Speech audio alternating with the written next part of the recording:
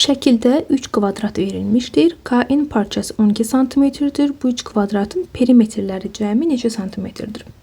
Əgər kvadratdırsa və bir-birindən fərqli ölçüdə verildiyinə görə mən bunları işarələyirəm. Birinci kvadratın hər tərəfinə A yazıram. Digər kvadratın hər tərəfinə B yazıram. Üçüncüyə də C yazıram.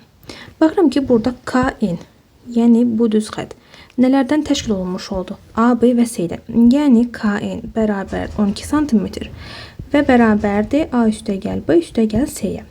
Bizdən perimetrlər cəmini istəyir. Perimetr nədir? Tərəflərin uzunluqları cəmi. Və üçü də kvadratdır.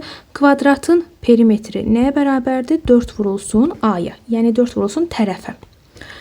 İndi birinci kvadratın perimetrini əgər mən hesablasam, yəni bu uzunluqların cəmini tapmalıyam. 4 dənə A var burada. İkincisinə baxsam, 4 dənə B var. Üçüncüsünə də 4 dənə C olacaq. İndi bunları toplayıram.